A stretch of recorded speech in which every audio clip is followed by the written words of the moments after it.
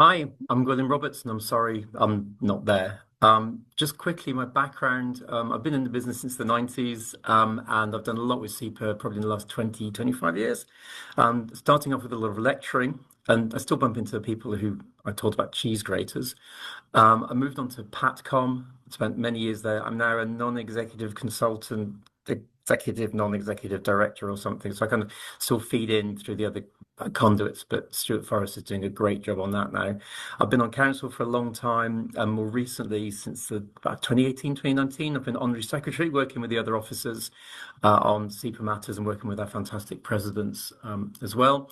As a result of that, I'm also on the Internal Governance Committee, and I do that podcast for Lee, Two IPs in a Pod. Please leave reviews on your favourite podcast channel of choice. I've done quite a lot as a result with lots of different patent offices. I know WIPO quite well, the UK patent office. I've got good contacts there, and I'm what's called an ad personam member of various SECIPO working groups for the EPO too. And the reason I want to get onto EPI is because we have a great UK team doing stuff with it, but I sometimes feel that EPI isn't that representative of what our EPAs want. I'd also feel that we need to make absolutely sure that kind of the UK patent attorney profession is well looked after by the EPI and through their conduits of the EPO. So I'm hoping to get involved and find out how it works really and see what we can do to help them there. That's it. Well, thank you, Lee. Yes, I've been in the business for uh, ever since the EPO opened, and I've been on the EPI Council for many years now. In my time, I have been both a vice president and then the president of EPI, so I know the ins and outs of EPI very well. At the moment, one of my biggest jobs is that I'm the chair of the European Patent Practice Committee, which deals with everything that effectively SEPA's PATCOM deals with. My biggest job recently has been that with the help of John Gray and Simon Wright, we've been writing an amicus brief on G1 of 25. So, we really do get in to try and get our viewpoint across.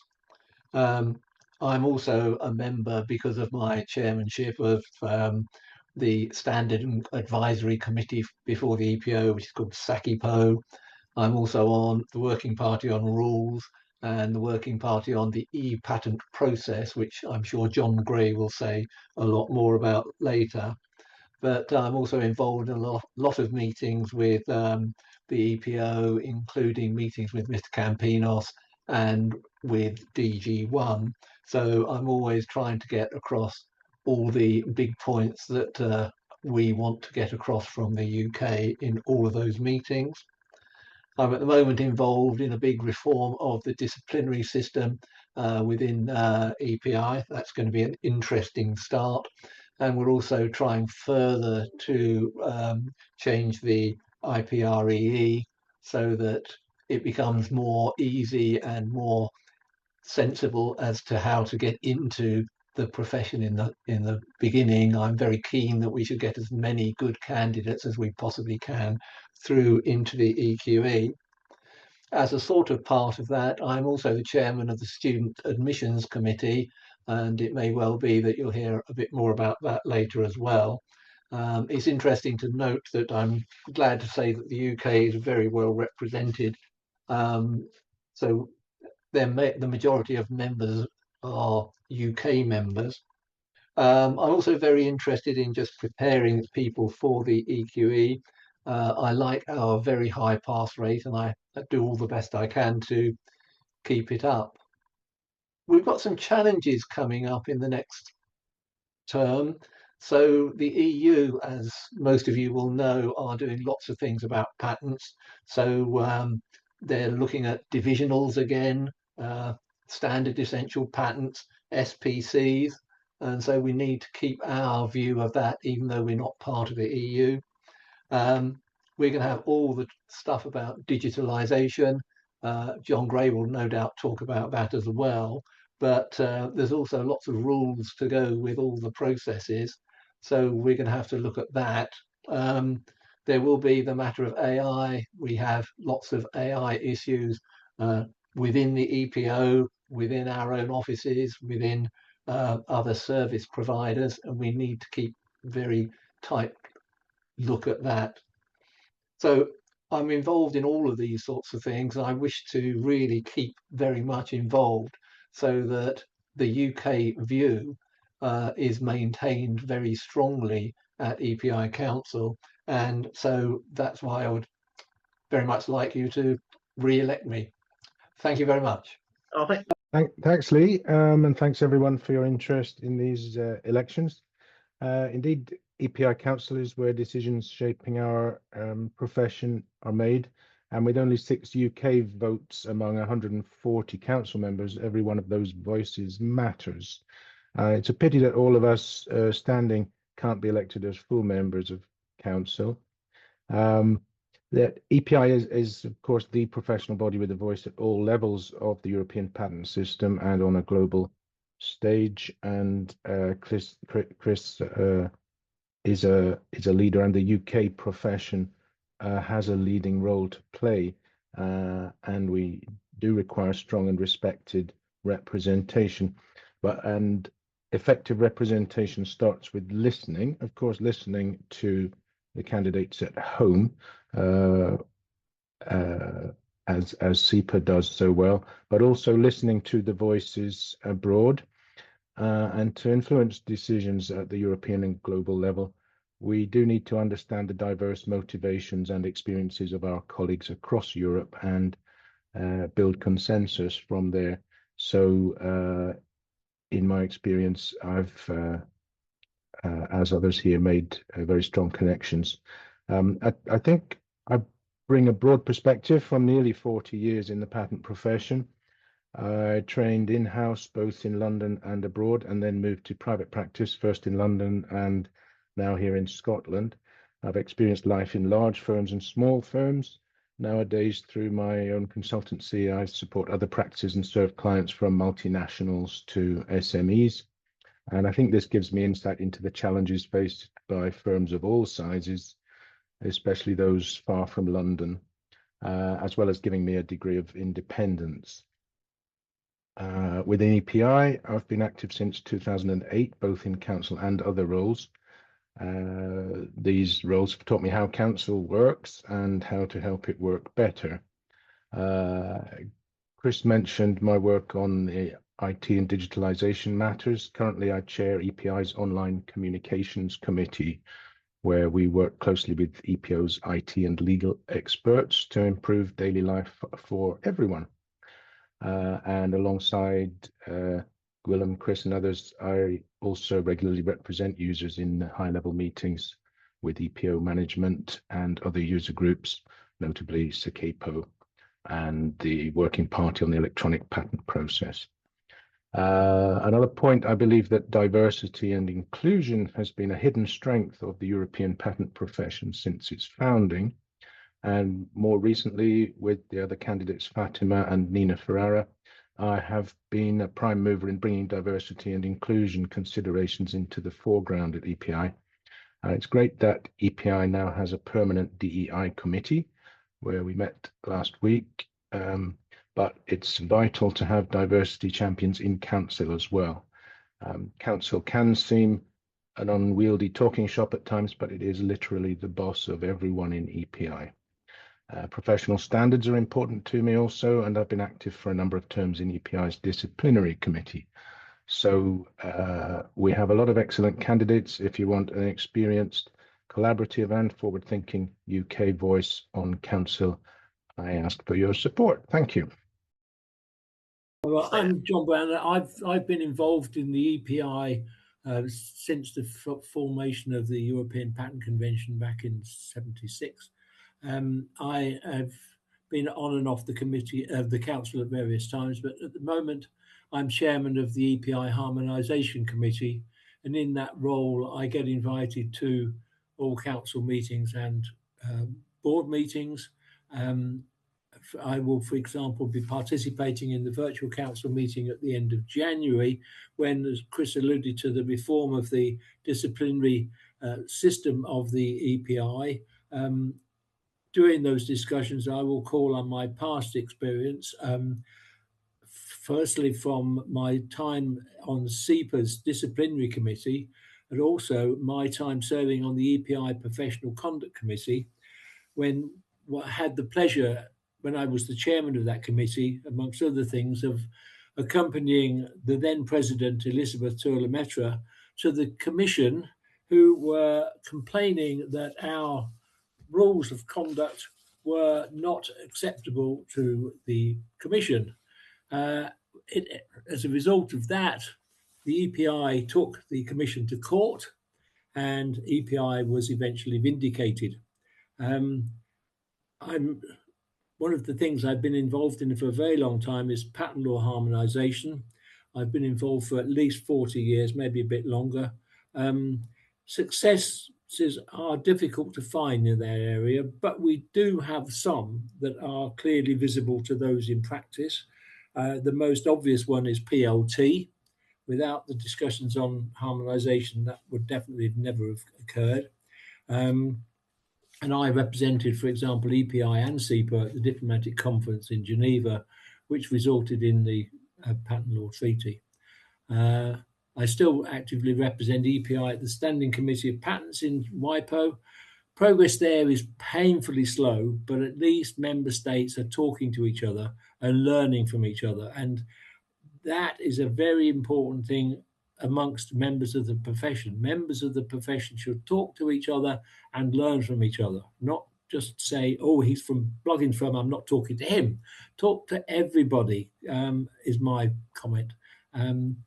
On harmonisation, Group B Plus have now set up a working party, well, it's a few years ago, but slow progress, to try to progress substantive patent law harmonisation, SPLT, which you'll see all over the place.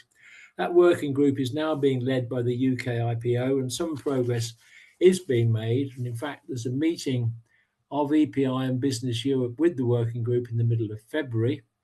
Also, the EPO have got into this harmonisation field, and they are trying to find a common European position on such topics as grace periods, prior user rights, and the like. Discussions are ongoing, and there are a number of meetings planned where hopefully some progress will be made, particularly to try to find a common European position that will work. Then we can consider how we deal with the rest of the world. But if we haven't got a European harmonisation view that will work, we're going to be in trouble anyway. And there is, for example, a meeting next week in Brussels where EPI and Business Europe are meeting, and one of the topics on the agenda is their views to be put forward, hopefully with some unity, when we meet the EPO and also the Group B Plus Working Party. John alluded to or made a specific reference to the Inclusions Committee of the EPO. I'd like to make the point, everybody thinks that I'm living in my ivory tower up in Cumbria and I came from a very privileged background. I can assure you I definitely did not. I came from a very disadvantaged background, and if any further hurdles had been put in the way to join the profession, I would definitely not have been able to. So I fully support all the efforts of the committee of the EPI and CIPA to make the professions more inclusive. And I think it's absolutely vital that it's inclusive across the whole of Europe. I would like to be re-elected to the committee, preferably as a full member, but I hopefully will be able to serve another 3 years as chairman of the Harmonisation Committee, which will give me the right to be at the council meetings and board meetings. I thank you for your attention. Very much for the introduction, and thank you very much for everybody that's tuned in. I mean, this is really a first. We've never done this before. I think it's an excellent initiative. I think it's a really good idea that you get to meet your EPI candidates. We each have a little bit of time to introduce ourselves, and then you get more information about the candidates. And I very, very much encourage you all to come out and vote this year, please. The UK has had a relatively low turnout, but hopefully we can engage with the membership and we can get you to vote. So a little bit more about me. I've been in the industry almost 40 years now, mainly private practice, although I've had a couple of in-house posts. There was a pharmaceutical in-house post earlier this year, and I acted for a big Dutch multinational for many years. My sort of career in EPI and SEPA have been sort of somewhat in parallel, really, because I chaired the SEPA Life Sciences Committee for, I think 20 odd years, and I now chair the EPI Life Sciences Committee, and I was secretary of that for 12 years. I've been on SEPA Council for decades, maybe longer than I can remember, and on EPI Council, I think somebody was asking me, I think it's 2005 I joined, so that's 21 years, and I've done seven terms. As far as EPI is concerned, I think the British do extremely well. We really do punch above our weight.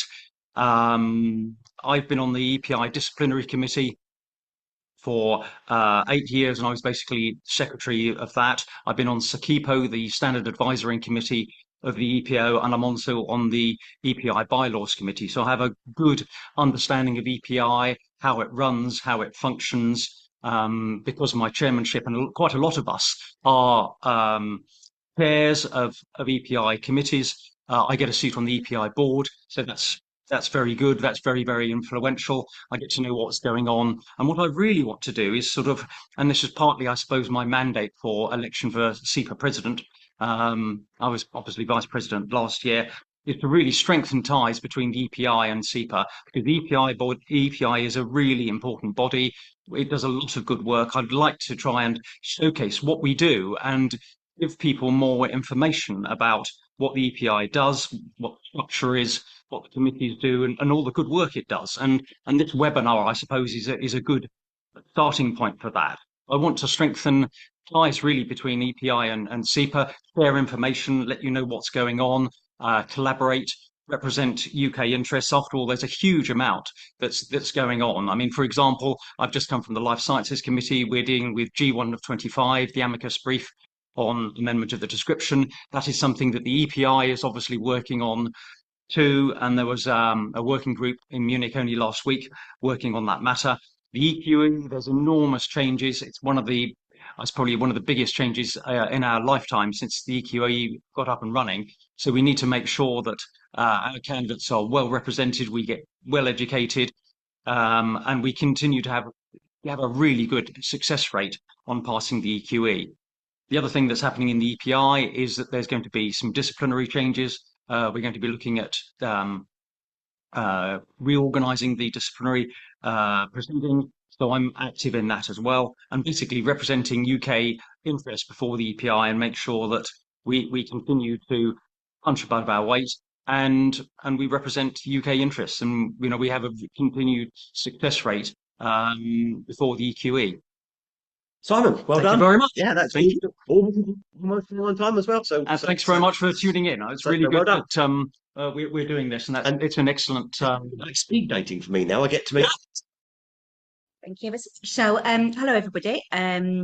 I started in the profession back in 2005, and hopefully you might all know I was president in 2021 of SEPA. However, as we were all locked down during that time, I wasn't able to get out and about and meet you all as much as I would have liked. Instead, I had the pleasure of meeting lots of MPs and our sister organisations in other jurisdictions via Zoom to navigate the potential issues of the UK signing up to the CPTPP.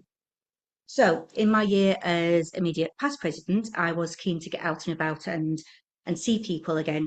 So I got talking to at the regional meeting in Edinburgh to John Gray, who you've heard from already, and he suggested that I should get involved with the EPI. I had a read on the website, which I know isn't the easiest to navigate, but do go have a look there. There's lots of information about all the candidates and the work that goes on with the committees, and I thought it sounded quite interesting and something I would like to get involved in. So I put my name forward for the elections. And thank you to everybody who voted for me. I was elected in 2023, and I managed to attend 6 out of the 7 council meetings that have taken place.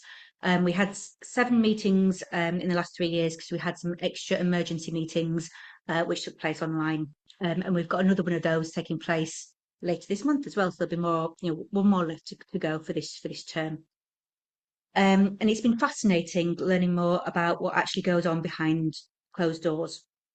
In order to learn more about the workings of the EPI, I joined the Bylaws Committee as an associate member, and then as an official substitute member. It's possible for anybody to join as an associate member. Just speak to the chair of that committee and say that you're interested and you can join. And a lot of the meetings take place via Zoom or Teams now, so you can get involved and learn a bit more and decide if it's something that you actually want to get more involved in once you've sat through a few of the meetings. So do get in touch. And it's been fascinating over the last few years, learning the ropes, understanding the politics that go on behind the scenes. For example, the discussions that took place surrounding the potential plans to raise the qualification for EPAs to take the exams from a 3-year bachelor to a 4-year master's, which the whole team of the UK delegates worked really hard to make sure didn't happen and kept it as it was with a 3-year term. And it would be really great if you could give me the opportunity to put into practice all the things that I've learnt over the last 3 years and support the interests of the UK profession within the political animal that is the EPI. Thank you. Oh, thanks so much, Alicia. Hello, everyone. My name is Nina Ferrara, and I've been in the IP profession for over 10 years now. I trained in private practice. I worked in-house, and now recently I moved to the public sector. I work in a fusion research lab in the Cullen Science Center. So I've covered quite a few of the different areas of our profession.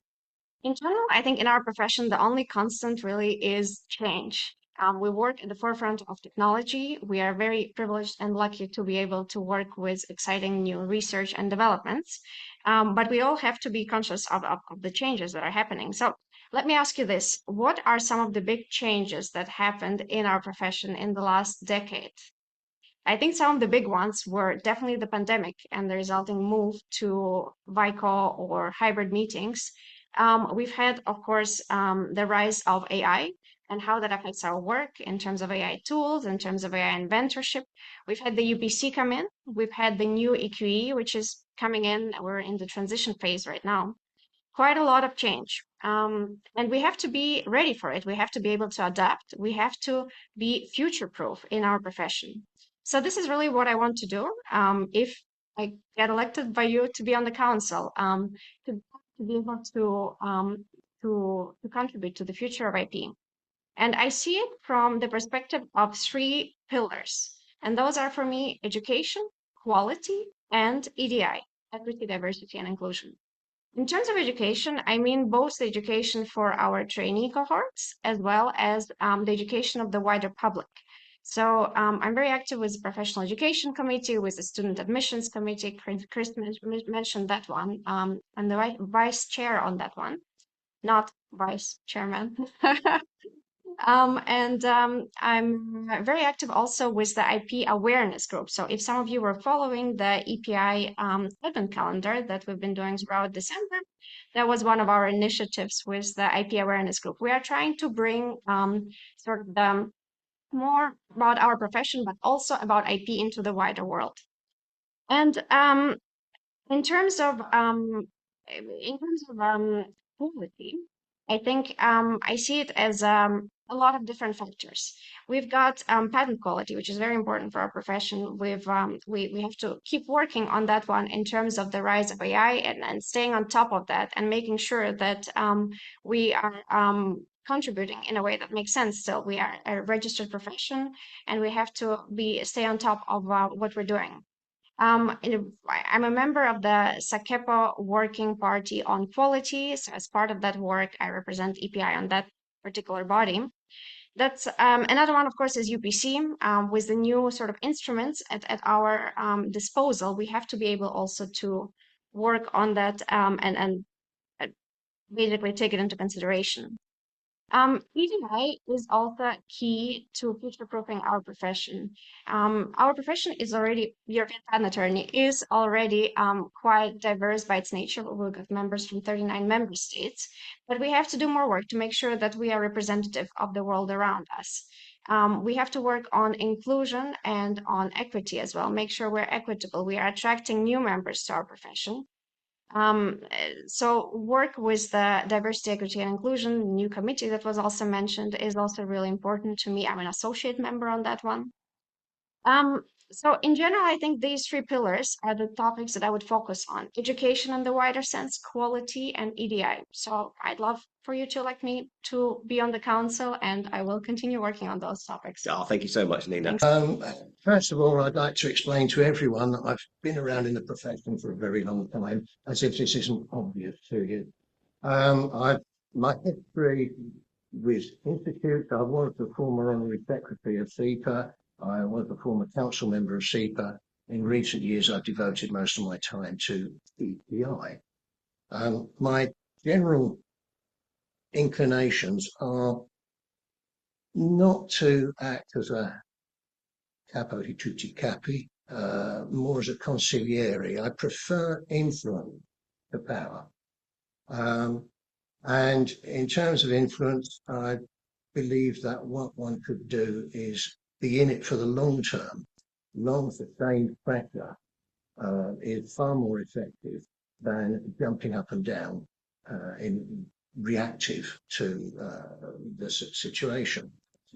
Having said that, I'm extremely capable of jumping up and down when the occasion demands. I do believe in speaking truth unto power, and quite often in dealing with the EPO, we have to respond very quickly to their proposals. I see this particularly in terms of my role as the chairman of the EPO Finances Committee, where all of the papers we receive are at the very, very last minute. And sometimes they're innocuous. Sometimes they are definitely not innocuous. And one of the virtues of the EPI is that we tend to try and make relationships with those in the EPO who are making decisions to try and gently influence the way they are moving. Because once a proposal is made by the EPO, it's damn difficult to oppose it. We can do this sometimes. We do this sometimes. And the last round of fee increases was one where we did this successfully. In terms of, I've been listening to what other people have said. I'm told I have to have a USP. I don't know what that means. Universal serial pontification or something like that. But in any event, one of the comments that have been raised is diversity and inclusion. I strongly believe in diversity and inclusion. I was trained by someone that came up via an apprenticeship route, not with a degree. I am fully and fervently in favour of widening entry into the profession, because rampant credentialism is my bugbear. People thinking that simply because they have a piece of paper it entitles you to something. No, credentials just say where you've been, and they don't actually say whether you can do the job. Having said that, both in the UK and in the EPI, there are testing exams which mean that we can talk to our colleagues around Europe, knowing well that they know well what they're doing. Apart from that, I think that is all I really want to say, except vote for me. I've been there since 1993, I think it was. I want to stay on, although they are introducing term limits, and that's not to deal with me. It's just a general issue. I think that's me done. Thank you so much, Jim. Thank you.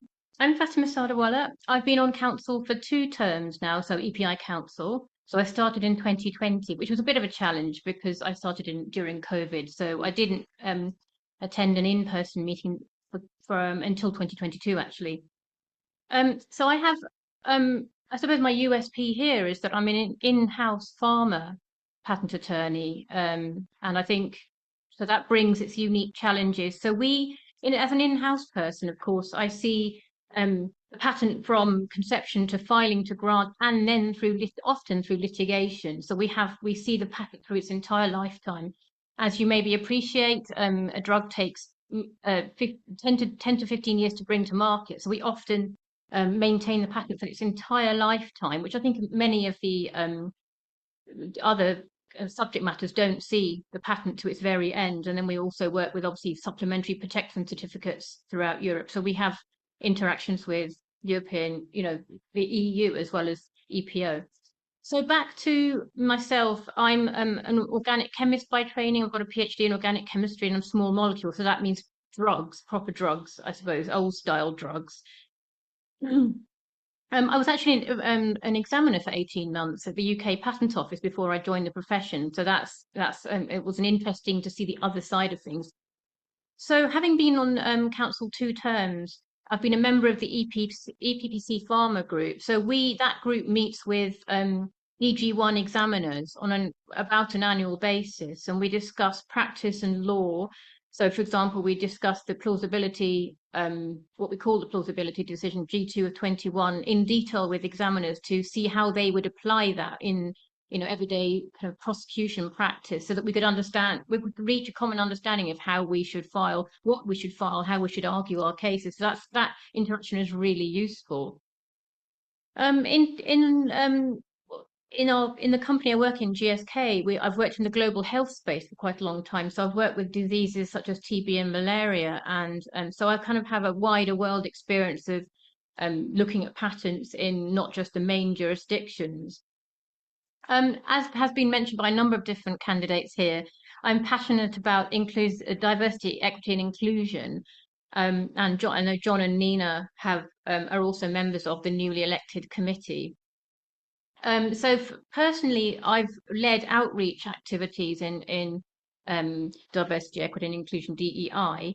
Internally at GSK, I've held some IP careers days for diverse students. I've co-led internship for diverse students, and I really am passionate about bringing diverse candidates into the profession to have a means to enter the profession for bright candidates into the profession, regardless of background, gender, etc. So that's one of the areas. So I've been a member of the EPI D&I working group before it was elected as a committee since 2022. And some of the contributions I made there were, I campaigned quite strongly amongst EPI council members to maintain the standards, the fairness and equity in the EQE entrance requirements, because there was some move to make that more difficult, and that would be challenging for some of the more, people from disadvantaged backgrounds and diverse backgrounds. I also contributed, if you have a look at the EPI website, there's some EPI case studies. There's an EPI section on the EPI website, and I've got some case studies on there that we put together. So I was elected by EPI Council in November to be part of the new DEI committee. And we met last week, I think John mentioned, for the first meeting in Munich. So we've got a number of priorities for 2026, and you'll be hearing about those in due course. And I would be really proud to serve another term on EPI Council, if you do choose to elect me. But what I would say is, whether or not you elect me, please do turn out and vote. We need as many of your votes as possible, because the UK is an important jurisdiction in the EPI. So obviously it's got all the different EPO membership countries, but we do have a large presence there, and it's really important that we get the right candidates in. So please do turn out and vote. So thank you very much. Oh, thank you so much, Fatima, and that very important call to action, of course. Yes. Thank you for that. The audience is all yours. Thank you, Lee. And I'd like to pick up where Fatima just left off, actually. And really, it's going to be very important that people vote in these elections. And I would like you to consider which 6 candidates that you've heard from today would provide the most balanced and successful team to represent the UK EPI Council. As has already been mentioned by many people, the EPI has a significant influence on the day-to-day work for an EPA, and the decisions are typically made at council level. We've heard some examples, but just this is my experience. Some examples include the reform of the EQE, which was really driven by the EPI. Once we qualify, EPI influences the code of conduct and the disciplinary process. And you may remember back in November 2024, EPI was quick off the mark by issuing some guidelines on the use of generative AI in our work. Others have touched on the letters, the opinions, the amicus briefs that the EPI files both at the EPO and also importantly at the UPC. And one highlight for me is that the EPI president wrote a letter on behalf of UK professionals to support us being able to use our rights that we'd acquired in the UK to join the UPC as representatives, even though, of course, we'd had Brexit. But the less said about that, the better. So I think we really need a team that has good knowledge of all of the issues that the EPI is having influence over, or has the contacts to find out what the UK position is on these things. And this has not really been alluded to. We are the second largest group of EPAs here in the UK, but we have just 6 votes out of 137, 139 or so at EPI Council. So this successful team needs to be able to make its voice heard in amongst all that noise. So why me? I fell into EPI Council accidentally. I got elected as chair of the Professional Education Committee. So just emphasising the point that you don't need to be on council to get involved in EPI work. As chair of the PEC, I was at the heart of the EQE reform and also really helped lead that charge to not increase the bar to masters from bachelors. Although please note that that is not finally settled, so we still need to keep on at that point. It was a Herculean effort of lots of people to bring all the different opinions in Europe together to find agreement on both of those points. More generally, as PEC chair, I've been able to develop relationships with most member states. PEC is one of those committees, has a representative from each member state, including the tiny countries. And these smaller countries often have the same representatives at EPI Council. Through my role as chair, I've been able to form a really strong relationship with Presidium, which is the body that sets the agenda for EPI Council. And also, I've established some really good relationships with some key EPO personnel. And finally, a little bit about me. I've always been in private practice since last century, as some of you know, I like to joke. I've, like Goldilocks, tried 3 different sizes of firm. I started in a very small provincial firm, which was a great opportunity to experience all sorts of things. I moved to Marks & Clark and as a partner set up and ran the training academy. And also while I was there, just for good measure, because I like building things, I built the patent examination board. And then moved on to Appleyard Lees to build their Cambridge office. So mummy bear size seems to suit me best. All through this time, I've been practicing as a software attorney. And my strange module that I did in my master's on neural networks seems to be coming to really good use now. And I was actually quite surprised that we got all the way to Nina before we mentioned AI. And I think I do have a unique understanding, well, not unique, but obviously there's not so many of us in the profession that really understand AI from the models upwards. So in summary, my strengths are the AI knowledge I've mentioned, a passion for training both before and after qualification, and a real understanding of how to navigate EPI Council to get the results that we want from the UK. Can't underestimate how important it was to really work with all the groups to get what we wanted on the EQE reform and the Masters point. Thank you so much for that, Julia, and for all you do. Thank you. Thank you, Lee. Hello, and hello to everybody watching at home. So I'm sitting here to ask for your vote because I'm here to try and give back to the profession.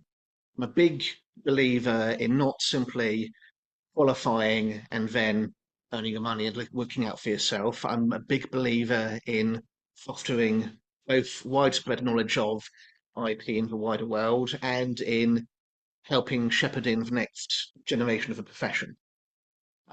This is why in my past, I've been a visiting lecturer at Brunel. It is also why I'm presently, and for quite some years, since sometime before the pandemic, I've been a marking examiner on the FD4 paper.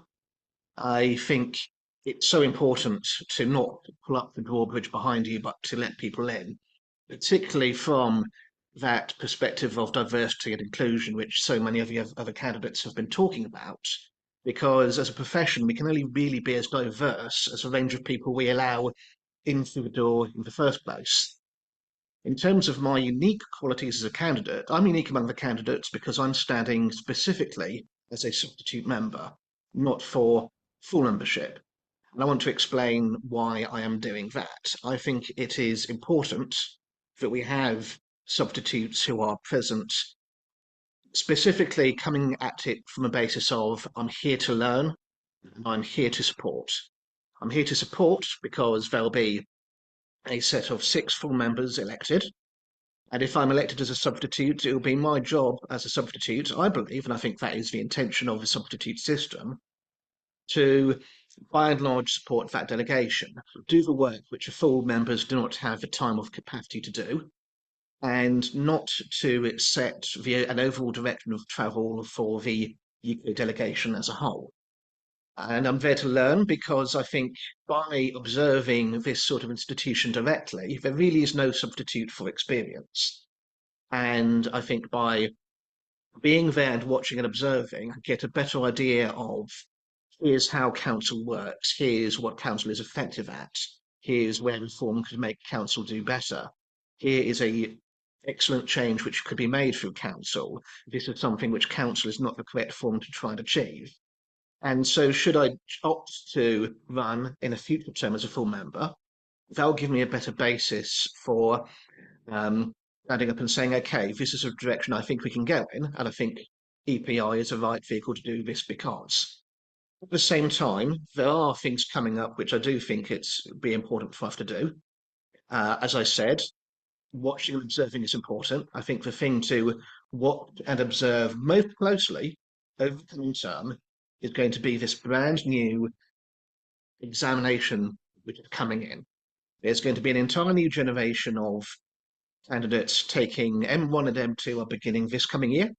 M3 and M4 will be starting next year. And that's a done deal. We can't stop that happening, but what we can do is keep an eye on things, watch what is happening, and see if things are going well or if there are mistakes being made.